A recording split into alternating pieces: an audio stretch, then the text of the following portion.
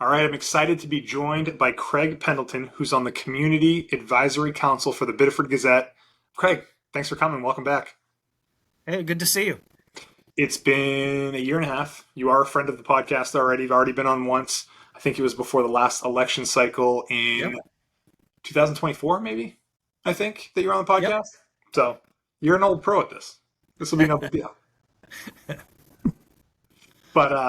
But this time it's under a different role. So you're representing Biddeford Gazette, and it was just announced that Biddeford Gazette is doing something called Project Reciprocity, and that's one of the big things that we wanted to talk about today. I was hoping you could explain what that is. I've seen the posts on the Biddeford Gazette. I've seen some stuff online, but why don't you tell me, since you're on the advisory council? Yeah, just to go back a little bit, Randy Seaver and I have been friends for a long time. Same with his wife Laura, and I've watched Randy work over the years at the Journal, at the Courier, being a beat reporter. And when he started doing things on his own, I just took an interest in it because I enjoy challenges. I enjoy the creating new organizations.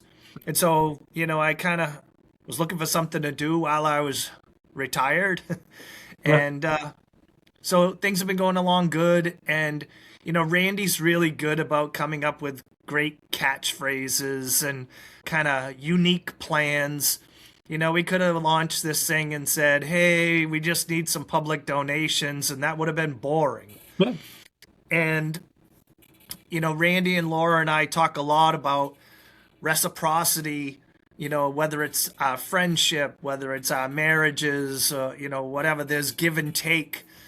And so Randy just came up with this Project Reciprocity because, we've been 18 months providing news, good, bad, indifferent articles to the public.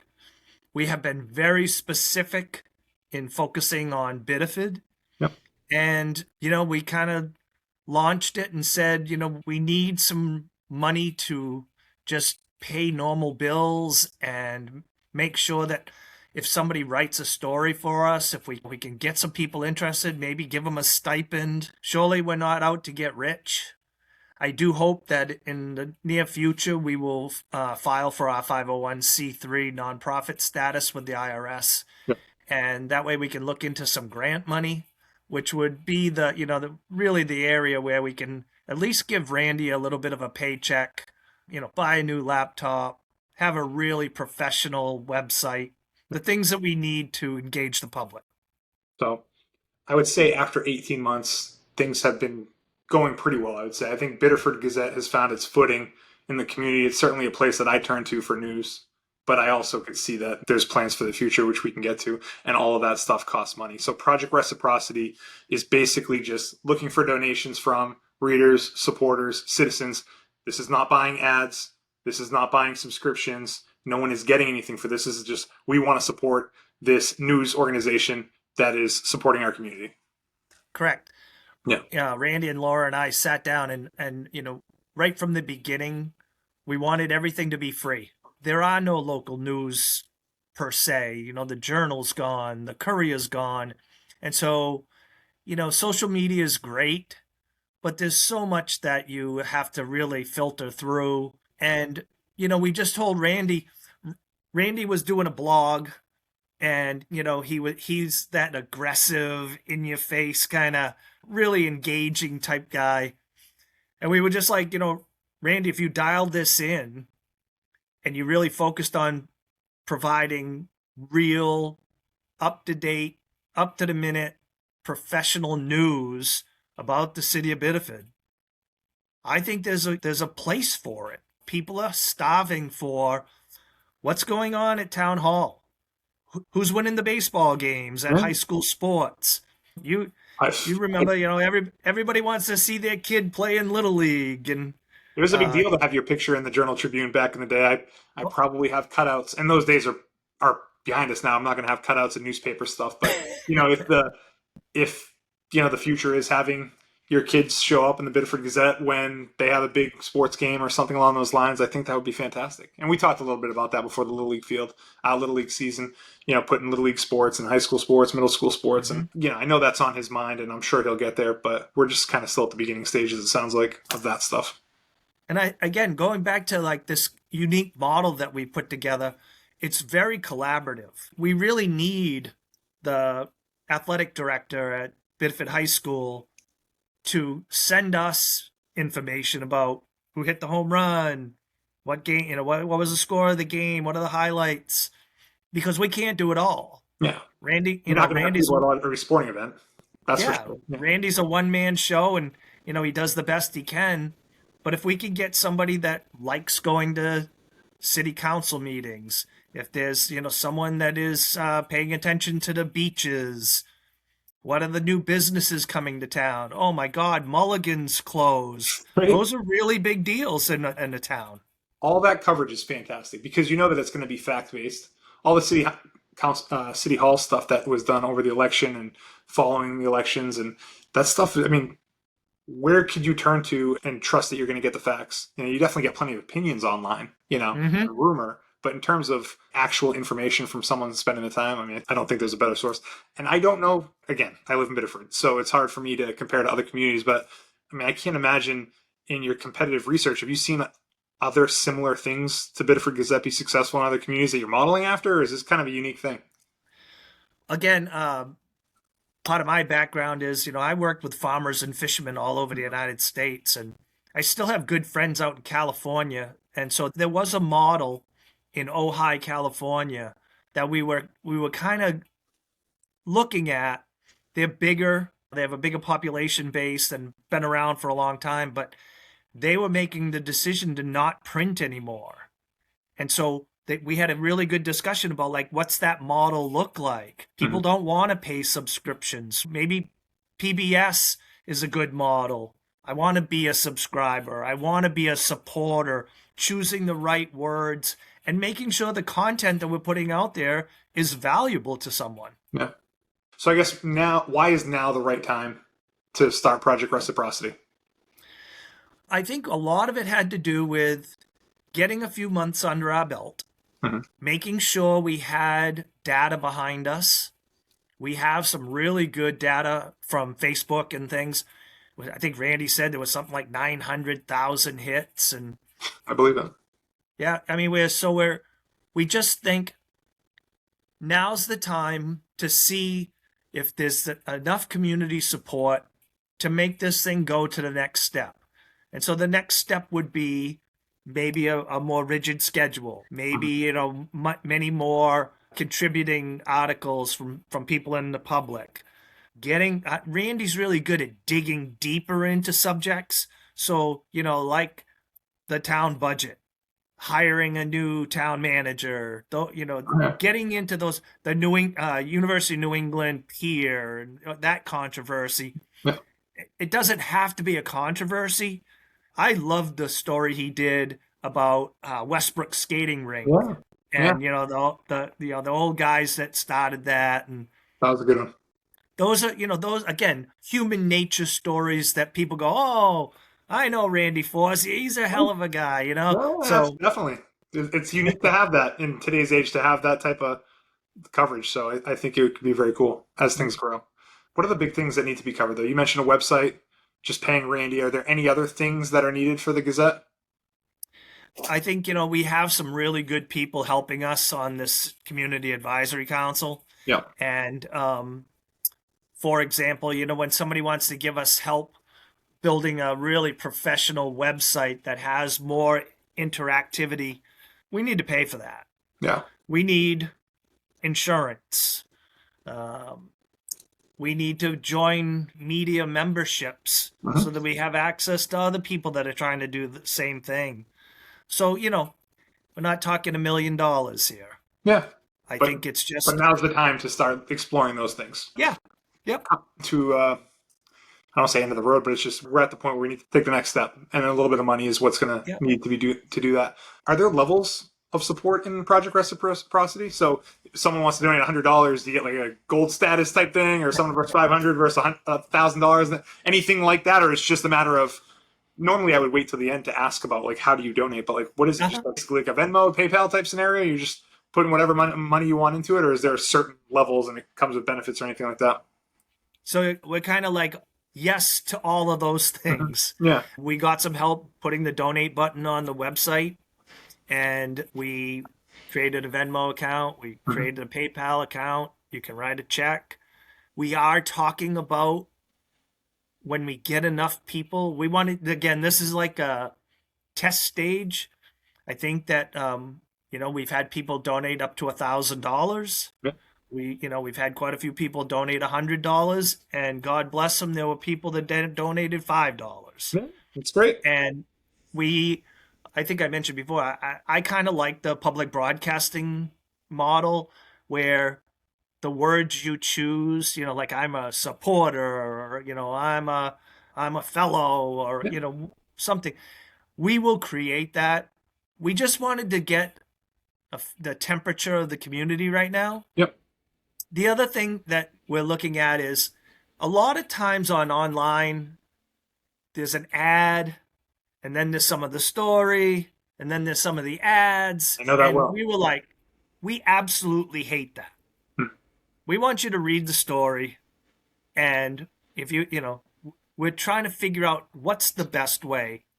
I think sooner than later we will launch something where we will ask some local businesses that have shown that they support us, that we'll put their logo on a story, and maybe Randy Forcier is the obituary sponsor, or the sports sponsor. We're looking at that. It's going to be reasonable. Again, we wanted to make sure we had data behind it so that we can go to People's Choice Credit Union or Saco Biddeford Savings or someone and say, hey, look, we have this many people reading this many articles and staying on this many minutes, and we're getting there. Absolutely. It's looking really good. As I'm hearing you talk about this, I think to my college, it's like a quarterly magazine they send me, and there's a section for like donations, and you kind of see like the gold supporters, the silver supporters, and each one of them means that they donated a certain amount of money, and it's kind of like a status symbol, but like maybe a page in the future where it's like these were our founding members that donated within the first 3 months of Project Reciprocity, and they're there kind of like memorialized as supporters of Biddeford Gazette. I mean, there's a million ways you could do it, but I think people like status things. I think people like to get recognized. I think people obviously like to support the cause as well, but I'm sure you guys are working on all those different things, and it's actually kind of fun to create something like that. It really is. We've had Randy and I get together. We hang out in my basement and kind of go over all these kinds of things. And if anything were possible, what would you do? And again, there's no rush. Things are percolating, I think, along the way they should be. Every once in a while, we just need to nudge it a little bit more. Let's move ahead a little bit more. Yeah. How about if people don't have money to donate? Are there other ways that people can help support Biddeford Gazette and Project Reciprocity? Something as simple as liking a story. Something as simple as there was just recently an article about the school budget and I read that one. And the town budget, and anybody can write a letter to the editor. We have standards.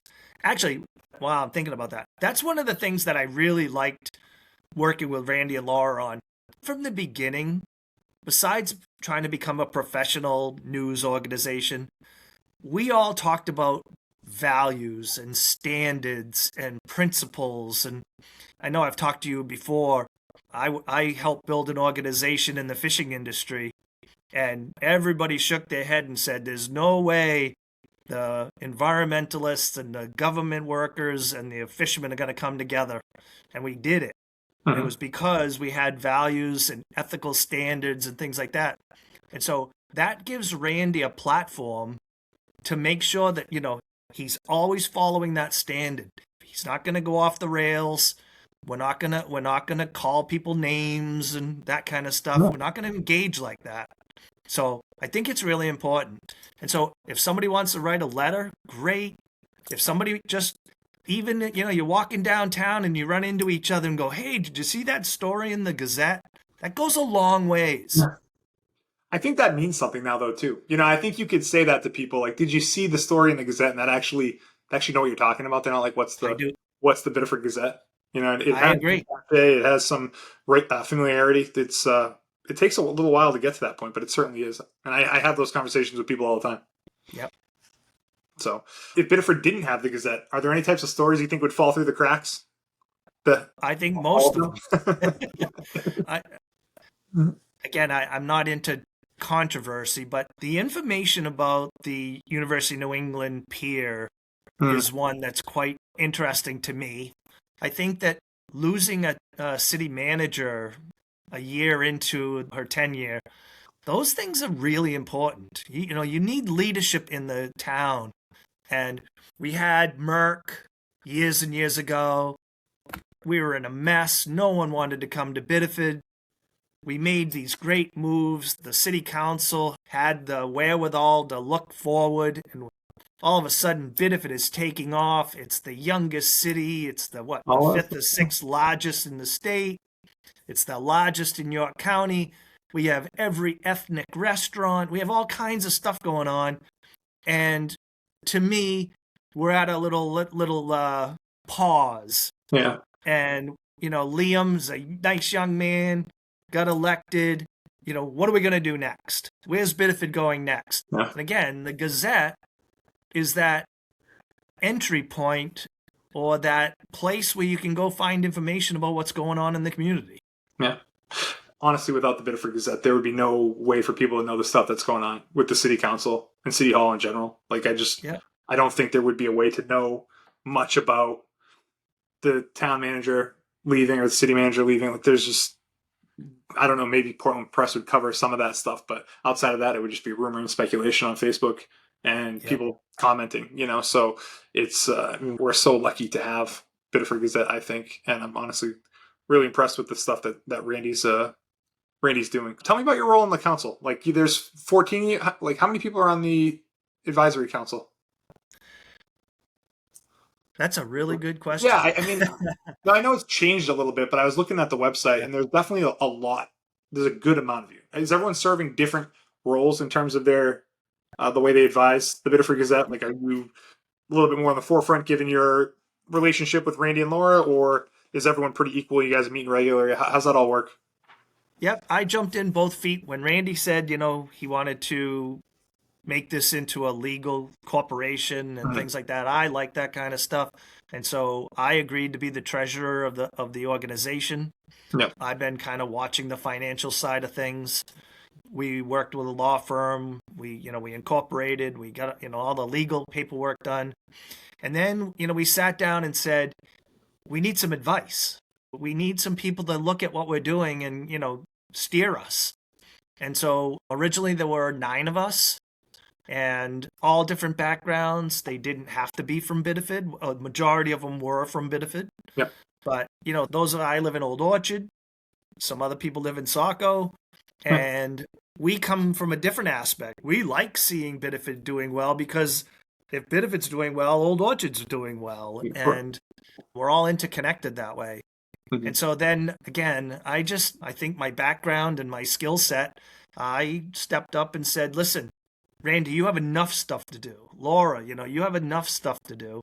Let me be the chairman of the advisory council. I'll make sure we meet. I'll make sure we get input. I'll stay in communication with people. If you have a specific thing you want us to do, let me know. I'll make sure it happens. And so I think it's going great. Love it. Hey, that's great. I'm excited. I saw the launch this week, and I was connected with Randy, and then here we are. Like, I'm glad to help spread the word on this. I think the best thing we can do in this community is kind of spread the word on what you guys are doing and find ways to help people donate. So, as we're wrapping up, tell me again, what's the best way to donate? Like, how to do it, where to go, and what to do. Yeah. Right now, Randy's including a donate link on every story. The Biddeford Gazette website it's got the donate button on it. It has our P.O. box number if you still, want to write a check. You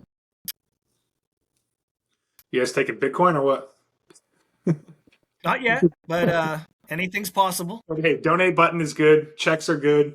I'll definitely make sure to spread the word on that. We'll just kind of keep it short and sweet. Project Reciprocity. Let's get some money to the Biddeford Gazette. Help it grow. It's a very important service to the community. We're lucky to have it. So, Yeah, and going back one more time, just spreading the word, neighbor to neighbor, citizen to citizen, knowing that the Gazette is there for people to reach out, read a story. Randy's really good about, following up on different stories. There are lots of things going on that we don't know about, and the citizens can let us know, and we'll do our best to cover it. Yeah, seems like a great place to end it. So, thank you for coming on and spreading the word. I'll do my part to spread the word, and we'll keep it going. Great. It was really good talking to you again. You too, bud. All right.